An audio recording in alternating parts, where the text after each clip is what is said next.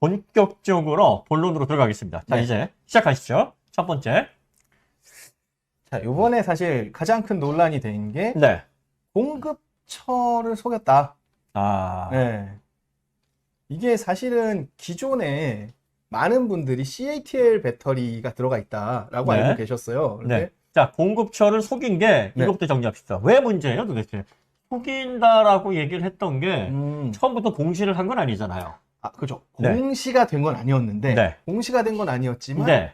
언론에 공식적으로 부사장이 나와서 네. 인터뷰를 하면서 네. 명확하게 배터리사에 대한 언급을 했습니다. 아, CATL이라고? 네. 네. 그러다 보니까 많은 분들이 네. 조금 그렇긴 하지만 그래도 네. 중국에서 1등 업체니까 네. 벤츠가 알아서 잘 설계했겠거니 음. 요번에 화재 사건이 벌어지면서 아니 감식을 하면서 셀을 봤더니 네. CATL 게 아닌 거예요. 네네. 그래서 이게 어디 건가라고 봤더니 이 파라시스라고 하는 그런 회사의 배터리인데 그래서 파라시스가 어디야 하면서 이제 사람들이 알아본 거죠. 음흠. 그러다 보니까 이제 중국의 10위권 업체고요. 네. 그래서 사실상 중국 내에서의 그 영향력은 이제 시장 점유율이 1%도 되지 않는 소위 우리 소위 듣보잡이라 그러죠. 그런 업체의 배터리를 이 최고의 자동차를 만드는 벤츠에서 가져다 썼다라고 하는 거에 이제 사람들이 그 괴리감과 그 배신감. 아니, 이게 제조사를 선택하는 면에 있어서 예. 중국의 구입권이라고 얘기를 한단 말이에요. 뭐 점유율이 1%도 안 돼. 0.84? 0.87. 0.87. 예. 벤츠가 자동차에서 네임밸류로는 가장 유명하고 그렇죠. 자동차의 아버지에다가 그러면 상징적으로 1위 업체와 혹은 네. 아니면 잘 알려져 있는 K배터리 그렇죠. 누구나 품질을 인정하는 그런 배터리를 상징적으로 써야 되는 건 네. 벤츠가 상품성을 유지하는 데 있어서 필수적인 사항 아니에요? 당연하다고 생각을 해요, 사실은. 소비자들도 그럴 거라고 알고 있잖아. 그렇죠. 그리고 고트립 다임러 그 칼 벤츠와 함께 합병을 했잖아요. 네. 그러면서 다임러사와 벤츠사가 합병을 했는데 그 다임러사를 설립한 고트립 다임러 이분이 뭐라고 얘기를 했냐면 최고가 아니면 만들지 않는다가 벤츠의 캐치프레이즈였다고. 그렇죠. 그런 벤츠가 중국 구입권이면 세계 매집권이야. 세계 10위라 그러는데 10위 그러면 안 되네. 중국 구입권이면. 사실 뭐 명확하게 그게 네. 매 순간순간 계속 바뀌기 때문에 네. 정확한 시간을 잡아서 통계를 낼 수는 없지만 대체적으로 10위권 바뀌라고 봐야 될 것 같아요. 그러면 그런 배터리를 어디에 썼다는 얘기예요? 우리 그 표 한번 봅시다. 네네. 네. 여기 한번 볼게요. 이 큐이는 거의 다 썼네. 사실상 이렇게 보시면 우리가 벤츠라는 브랜드에서 네. 가장 뭐랄까요 중요한 클래스가 바로 E 클래스입니다. 근데 E 클래스에서 대부분이 파라시스 배터리예요. 기본이 1억이 넘지 않나요? EQ이면? 그쵸. EQ2면은 이제 억대 차량이죠. 그리고 벤츠의 헐이잖아. 네. 가장 중요한, 그리고 많은 사람들이 패밀리 용도로도 쓰고, 그렇죠. 벤츠의 대표적인 모델이라고 해서 EQS는 너무 좀 비싸고 과하다. 네. EQC나 EQA, EQB는 조금 작다. 그렇죠. 그래서 큰맘 먹고 사는 차인데, 맞아요. 여기에, 이건 좀, 그 다음에 보시면은 재밌는 게 있어. EQS에도 들어갔단 말이야, 지금. 네. EQS에도 이게 350, 네, 2022년. 네. 이때 분명히 스타진스키 친환경차 총괄이자 부사장이 네. CATL 들어간다고 인터뷰를 공식적으로 했어요. 그렇죠. 그게 동아일보의 기사를 가져온 건데요. 뭐 여러분들 검색하시면 금방 나오거든요. 보시면 EQE 이상의 주요 모델에 CATL NCM 811 배터리셀을 적용한다라고 기사에도 나와 있고요. 심지어 기자가 네. 이런 질문을 했어요. 초창기에 CATL도 화제가 많았는데 네. 이 부분에 대해서 어떻게 생각하냐라고 했더니 네. 스타진스키가 뭐라 그랬냐면 소비자들은 신경 쓸 거 없다. 그게 지금 화면에 나오고 있거든요. 한국 소비자들은 중국산 배터리 셀에 대한 신뢰가 높지 않다. 이에 대한 입장이 어떠한가? 라고 했더니 뭐 블라블라 뭐 얘기는 많은데 결론적으로 뭐냐? 배터리 셀 공급 업체에 대해 소비자가 신경 쓸 필요가 없다. 왜? 벤츠가 다 보증할 거니까. 자, 사이드 미러랑 비교를 했어. 난 이게 너무 웃긴 게 뭐냐면 사이드 미러와 전기차의 배터리를 네. 이걸 비교한다라는 것도 조금 이게 친환경차의 수장이라는 사람이 이게 말이 되나? 사이드 미러하고 전기차의 핵심이 되는 배터리를 비교를 해서 네. 알 필요가 없다. 아, 그래. 알 필요가 없다. 좋아. 그래서 벤츠가 책임진다고 했어요? 네. 책임져야지. 그렇죠. 책임져야지, 이제. 네. 그러니까 뭐 스프링클러를 껐든 안 껐든 이것도 중요한 사안이긴 하나 어쨌든 불에 났고 이거 관련해서 보상하고 그리고 또 무슨 배터리가 들어갔든지 그 후속은 다 책임을 져야 된다는 얘기 아니야. 그렇죠. 말에 책임을 지면 되겠네. 말에 책임을 지면 되는데 45억 중에서 인도적으로 줬다고 하는데 왜 무슨 말인지는 알아. 인도적이라는 말이 어차피 이거 보상할 때 이제 법적인 책임을 가져야 돼요. 그러면은 형사건이든 민사건이든 소송을 하게 되면 항소도 하게 되고 이게 고등법원 대법원까지 가게 되면 기본 한 2, 3년은 갈 거란 말이지. 그러니까 보험업계에서 구상권을 한다 해서 바로 이게 결정이 나는 게 아니라 지리한 법적인 그런 싸움을 해야 돼요. 그렇죠. 그러면 빨라야 한 1년 넘게 2년 사이고 길면 3년 이상도 갈 수 있다고. 그 1년 넘게 2년 사이도요. 이게 굉장히 사회적으로 이슈가 되는 그렇지. 이런 판결일 때 좀 이렇게 속도를 내는 거지. 그러니까 책임 소재가 완전히 밝혀지지 않은 상황에서 45억을 냈으니까 네. 자기들이 그래도 결정되지 않은 상황에서 45억을 냈으니 이건 도리를 하는 거다 해서 인도적이다라는 거는 어느 면에서는 맞으나 그렇죠. 그 자리에서 할 소리는 아니지. 그러니까 그거를 본인들이 하면 안 돼요. 그런 말. 그렇지. 네. 아니 45억은 택도 없거니와 그렇죠. 이왕 그럴 것 같으면 인도적으로 책임을 다 지지 뭘. 그러니까 45억이 아니라 전체 그 벤츠 전체 매출하고 비교해 보면 그거 뭐 얼마 되겠어? 제대로 본인들이 정말 그렇게 대인배적인 마인드로 그렇게 간다 하면 소송이고 뭐고 필요 없이 그냥 우리가 다 할게라고 나가야죠. 그래요? CATL이라고 한 적 없다 식인데 저 질문 자체가 한국 기자들의 질의응답이었습니다. CATL이라고 얘기를 했고 했어요. 답변 여기 네. 보시면은 새 전기차 EQE 배터리셀 공급 업체는이라고 기자가 질문을 했고요. 네, 그래서 하시스키가 네. EQE에 탑재되는 배터리셀은 CATL이 공급한다라고 명확하게 워딩을 했습니다. 했어요. 네. 공급한다. 네, 명확하게 공급자를 워딩했어요. 얘기를 했고 네. 그리고 나서 중국 배터리에 대한 한국인 인식이 안 좋으니까 알 필요 없다. 그렇죠. 우리가 다 보증한다. 이런 얘기입니다. 자, 그러면 이제 다음으로 넘어갑시다. 우선 배터리를 우리가 얘기할 때 지난 시간에도 얘기했지만 네. 배터리 셀도 중요하고요. 이 BSA 배터리 시스템 어셈블리가 어떤 구조로 설계되느냐가 또 이 셀에 예를 들면 이제 뭐 셀이 뭐 불량 셀이 있을 수도 있고 그렇지. 뭔가 외부에 충격이 있을 수도 있습니다. 네. 그에 따라서 뭐 열폭주라든가 뭐 화재가 외부에서 들어온다든가 여러 가지 사안에 대한 대책이 올바르게 설계가 되어 있느냐 이런 대책들이 고려되어 있느냐 요걸 봐야 되거든요. 그래서 이 그래픽을 보시면 이게 이제 EQE 혹은 EQS에 들어가는 벤츠의 BSA 시스템에 대한 그래픽인데요. 네. 별다르게 하체에 대해서 대책성으로 들어가 있는 어떤 마테리얼이나 구조가 사실은 빈약해요. 아니 근데 딱 봤을 때 네. 모듈이 왜 이렇게 큰 거야? 모듈도 굉장히 큰 게요. 네. 이게 지금 약 100kWh 정도 되는데 네. 모듈이 딱 10개예요. 10개네요. 하나당 대략 10kWh라는 얘기예요. 정도 된다는 소리예요. ECMP는 이렇게 100개로 나누게 되면 한 40개 정도로 나뉘던데. 네. 그래서 EGMP는 2.5 정도 되는데 아하. 그러니까 모듈 하나에서 문제가 생겼을 때 이 녀석은 10kWh 분량의 에너지가 방출되는 것이고 EGMP 기준으로 모듈 4개가 타는 효과네. 그쵸. 모듈 하나가 타는 게. 그렇죠. 아하. 자, 구조를 한번 봐요. 보시면은 66.06V니까 네. 쭉 18개가 직렬로 연결이 되어 있다는 네네네. 얘기예요. 뭐 직병렬이야 뭐 설계에 따른 패턴이니까 네네. 뭐 그렇다고 치고 이거는 지금 위에가 그 글래스 파이버 재질의 합성 추진인데 네. 이건 어디에 들어가는 거예요?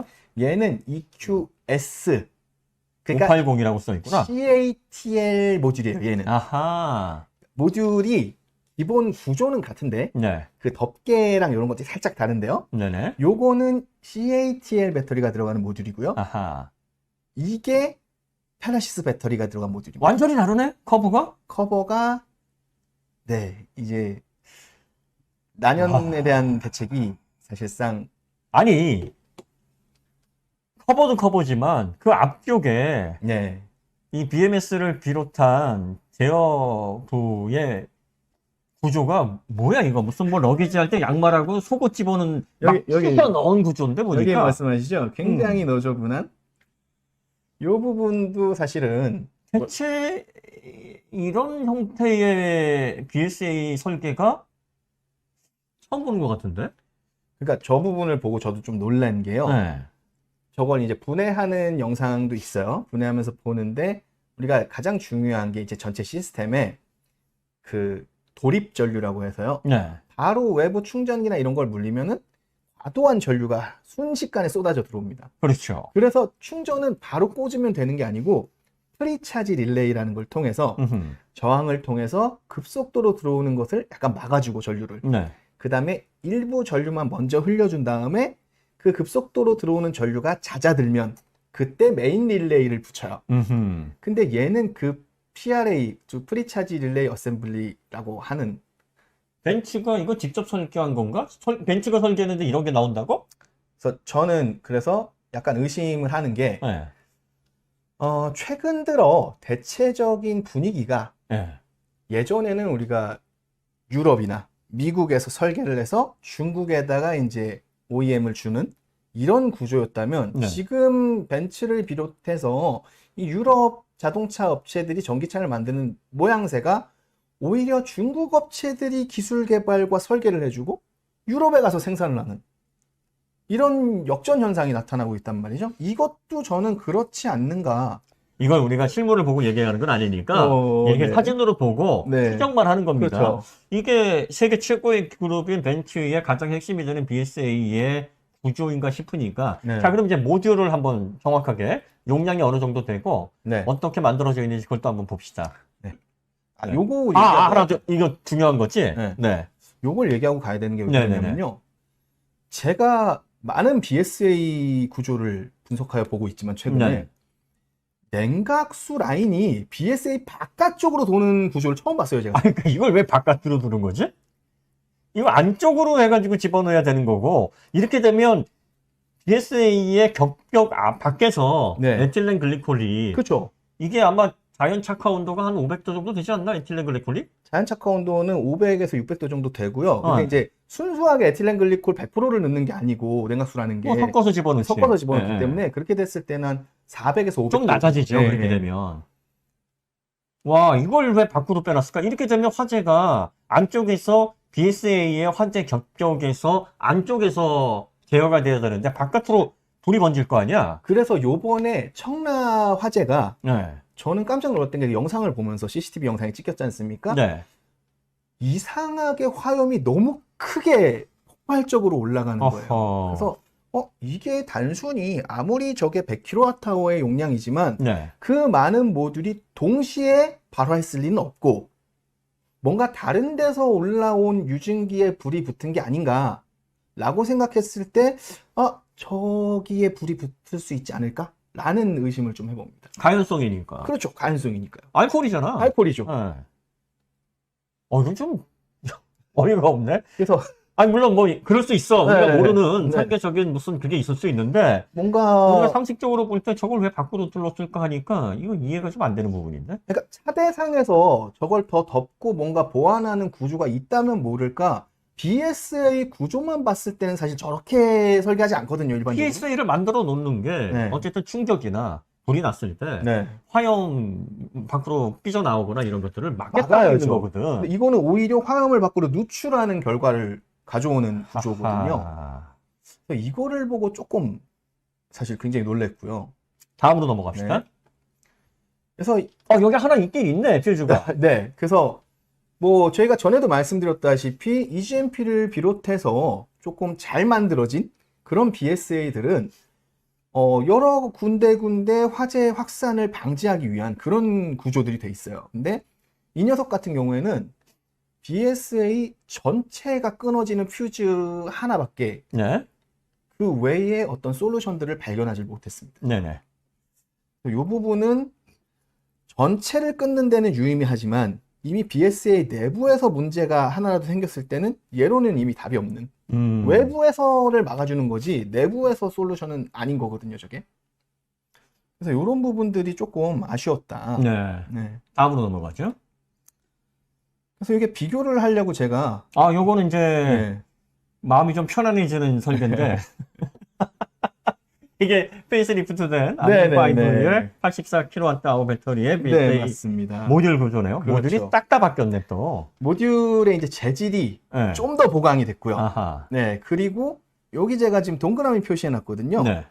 여기가 원래는 이 마운팅을 하기 위한 그 구조만 있었어요. 근데 걔가 물론 화재를 확산하는 걸 방지해 주긴 하는데 네. 그걸 더 보강해서 판재를 하나 더 넣습니다.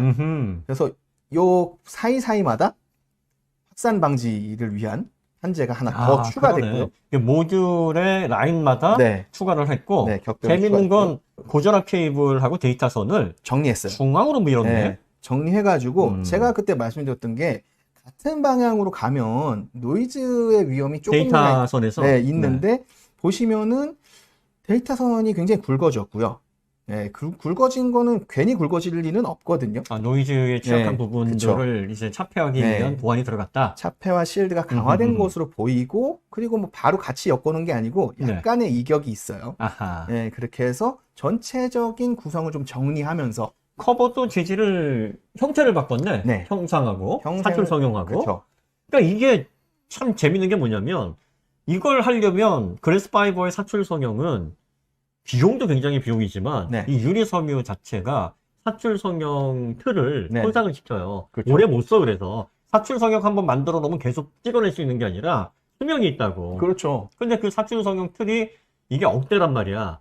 근데 매번 이렇게 페이스리프트에서 강화시키고 바꾼다라고 하는 건 굉장히 지금 현대가 전기차 관련해서 유연하고 혁신적인 방향성을 위해서 또 안정성을 확보하기 위해서 계속 새로운 방법을 적용한다는 거 아니에요.